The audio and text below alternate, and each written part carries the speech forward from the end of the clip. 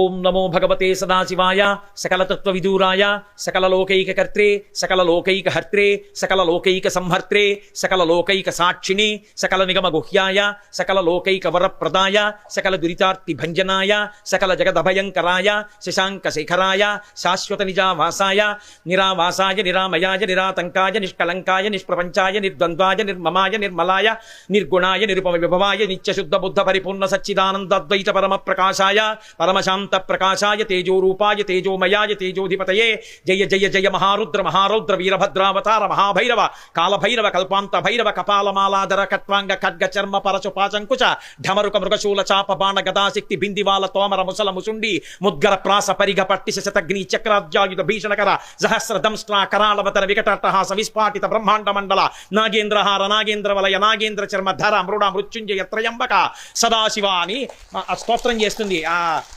శివకవచం. అలా అన్ని బాహువులతో ఒక్కసారి అన్ని ఆయుధాలతో పైకి లేచాడు. ఆయన వీరభద్రుడు. ఆయన లేచి అడుగులు వేస్తుంటే భూమి అంతా కంపించిపోయింది. అనకుడు రుద్రుచేరి ముదమార ప్రదక్షిణమాచరించి ఒక్కసారి లేచి తండ్రికి ప్రదక్షిణం చేసి నేల మీద పడి నమస్కరించి నించున్నాడు. తండ్రి ఏమి ఆజ్ఞానాన్ని ఎందుకు సృజించావు అన్నాడు. దక్షయజ్ఞాన్ని ధ్వంసం చెయ్యి, మర్యాద తప్పిన యజ్ఞం ఆ యజ్ఞం, వెళ్ళి దాన్ని ధ్వంసం చెయ్యి అన్నాడు. అంతే బయలుదేరాడు మహానుభావుడు. ఆయన వస్తుంటేనే ఆయన వెనకాతల నవదుర్గలు వెళ్ళారు. వీరభద్రావతారం ఆవిర్భవించినటువంటి విషయాన్ని ఒక్కసారి స్మరించినా విన్నా ఉత్తర క్షణంలో సంకటం ఎగిరిపోతుంది.